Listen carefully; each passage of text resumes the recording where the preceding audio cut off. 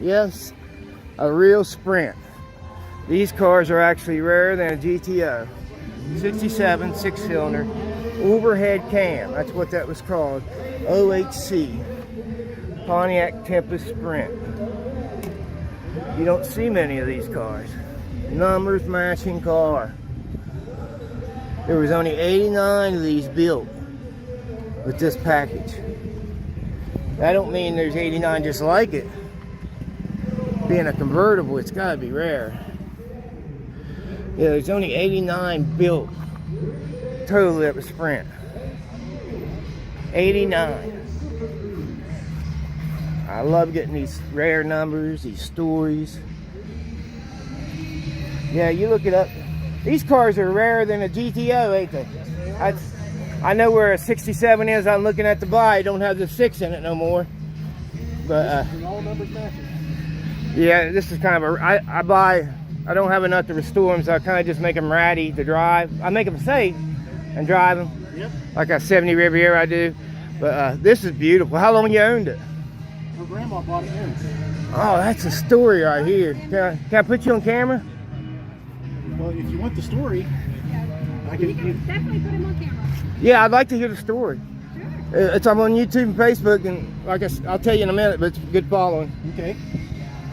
Grandma gave her the car in '86. Her grandma. Her grandma gave her the car in 1986. Okay. Her mom did not like the fact that she got the car, Oh.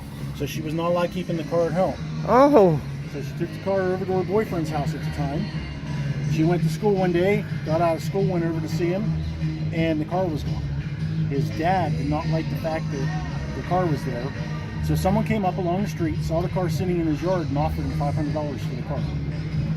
He sold the car, no bill of sale, no nothing was transferred. Car was gone, no one knew who it was. 26 years later, we get a phone call from our sister-in-law in Pennsylvania.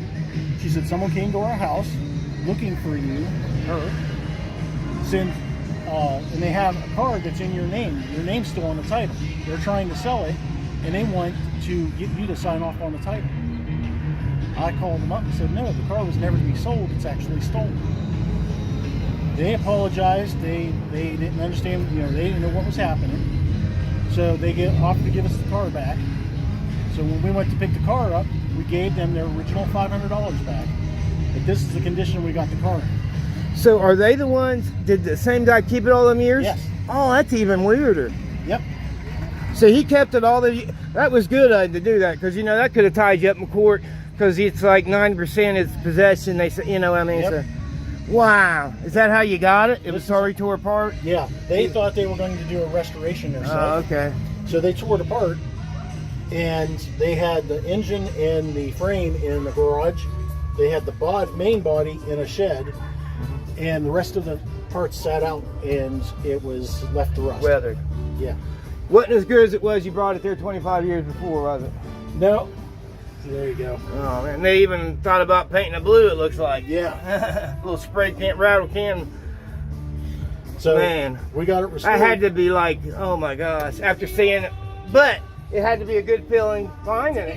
You lost it thinking it never, after 25 years. Yep. And then whenever we were leaving, we had an on trailer, we were leaving, the lady stopped us and said, wait a minute, I got something for you. She came out of the house with a Ziploc bag.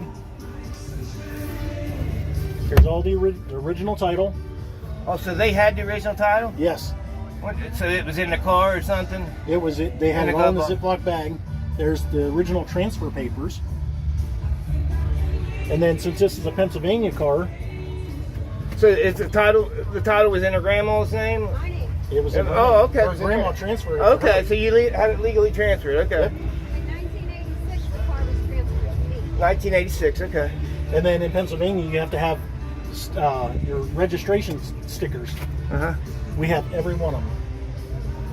So you kept registering it every year? Well, this was from her grandma. Oh, so these are the ones. Oh. These are all Oh, original. that's right, because I'm sorry, she bought it new. That's right. Yeah.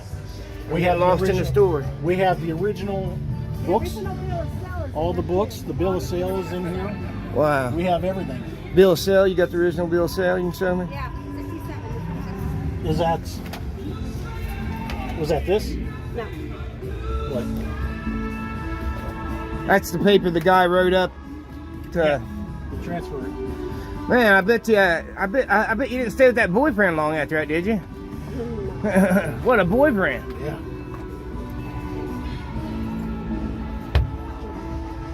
So Grandma got it 8/8/67. That's cool. That is unreal. What a story! I always like the stories. People like the stories on, especially my YouTube channel, and this is a story. I'm telling you. When we took it to Norwalk, to Pontiac Nationals, we registered it with Pontiac, and there was only 89 of them made with this feature: the overhead cam, the 4-barrel carburetor, 2-speed automatic transmission, and convertible. Okay, but being red, they're probably even more rarer. Like probably only. They didn't classify it as that. But I mean 89, and you know 80. Not only 89 was this collar too. So that's a. Oh, it's got to be one of a couple. How many could be left? 2. I was gonna say how many. What? According to Pontiac, there's only 2 registered. 1 of 2. Wow. What a story.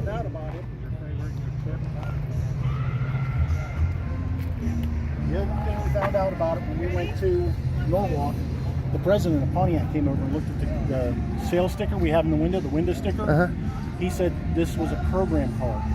It didn't get transferred from a dealership to her grandma. It actually was a program car. He says that's rare. Program car where? The salesman used to use it. So Okay, Pontiac would loan the cars to the dealerships. Oh man.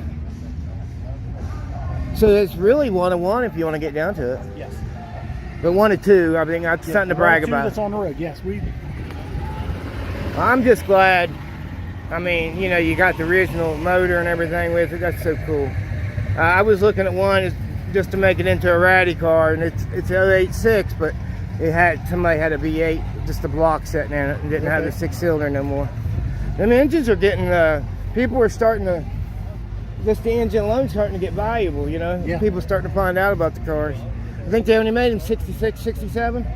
66 and 67 for these, but they did the Firebirds in 68 too. Okay. Wow.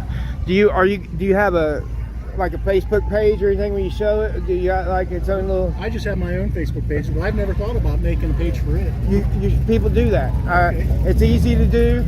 I know a lot of guys with one car that make a page for it. It's easy.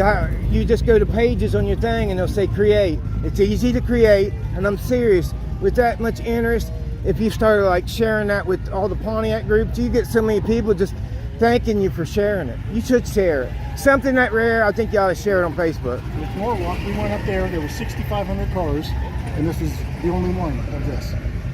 At the Pontiac? At the Pontiac show. Well, it's supposed to be only 1 of 2. Yeah.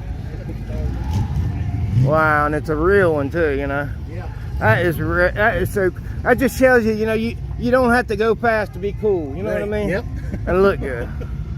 Well, I want to thank you guys, I really do. Thank you. As always, guys, it'd be a boring world if we was all the same. Keep being you.